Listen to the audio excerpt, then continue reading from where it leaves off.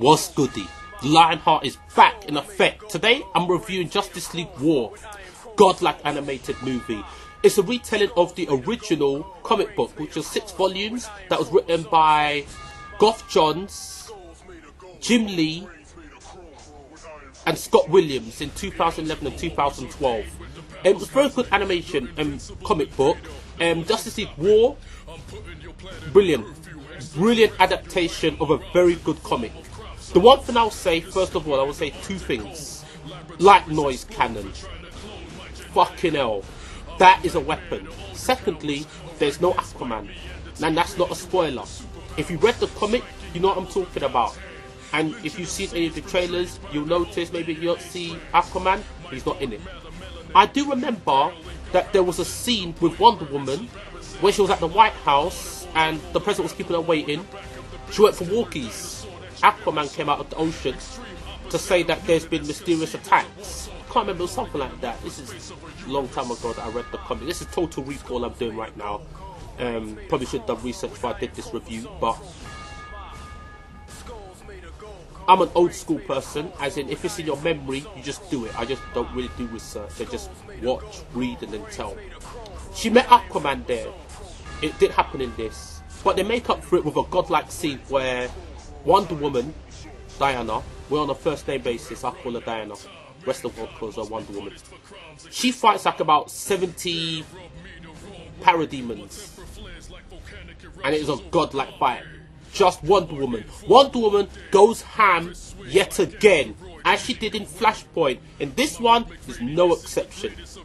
She goes ham. She is godlike. But every single character in this is godlike. First of all the characters. Batman, Green Lantern, Flash, Superman, Wonder Woman, Cyborg, Shazam, and the main villain, Darkseid, the New 52. Flash was Barry Allen, Green Lantern was Hal Jordan, Diana's Wonder Woman, Cyborg is Victor Stone. Retell Victor Stone's story of how he became Cyborg, how his body got destroyed, on Tuesday, the 21st of January. That was the premiere. You can get it on iTunes for $19.99, and I believe that would be about maybe £16.99. I would recommend you pick it up. It is unbelievable. One thing that I did love about it, in some terms, it's actually better than the comic. Let's call a spade, and the comic was really good. It was 6 volumes, Justice League Origin, wonderful comic. The animation, what made it good was the characterizations. There was a lot of humour in this, like there was a lot of jokes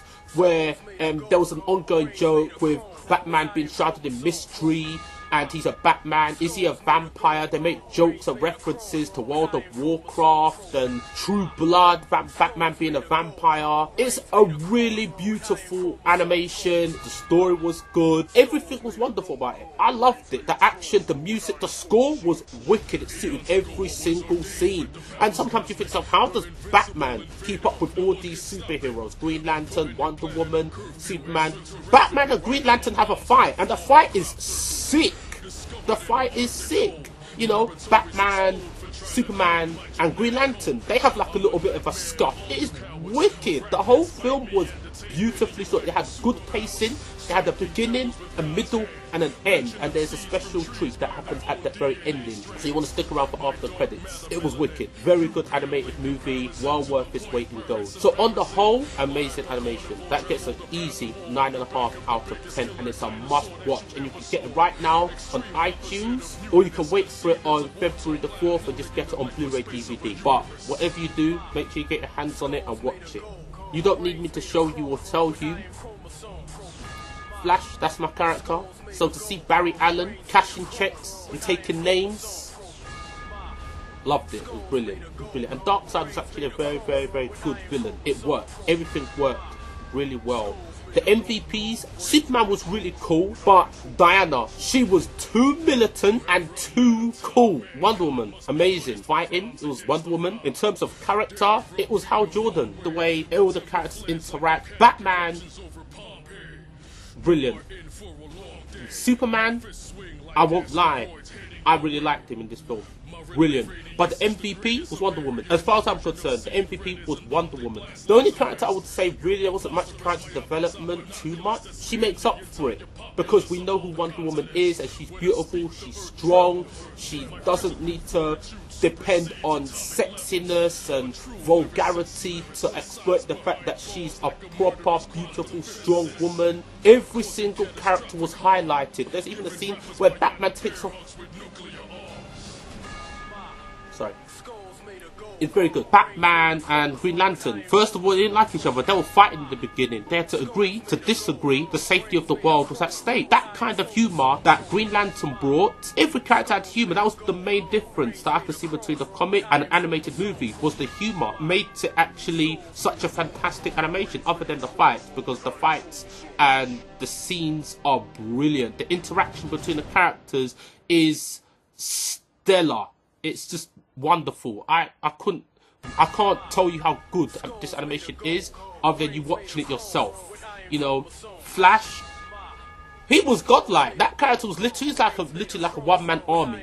He was doing his own thing. Even though he was with Justice League, he was mostly doing his own thing and his own story. He was mostly with Cyborg, but it was still fantastic. Like I could say, Shazam and Cyborg had a very good relationship, and then there was the Flash, so it was kind of like their three-man cell, and then you had Batman, Green Lantern, and then Cyborg that came in later on. That was another three-man cell, but mostly it was in like two-man teams, like Wonder Woman, Superman, which is brilliant, Green Lantern, Batman, Shazam, Cyborg. Like it's something like Darkseid, it's like a villain from World of Warcraft. And that was hilarious. That had me in bits.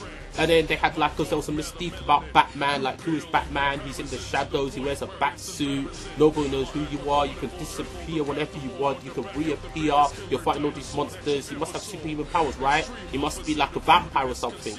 And that's when they make references, Green Lantern makes references to True Blood, like, have you had your True Blood tonight? And Batman's like, I ain't a vampire. And Green Lantern's like, what, you're not a human in a suit? What are you? You got super strength? You can fly? Batman's like, nope.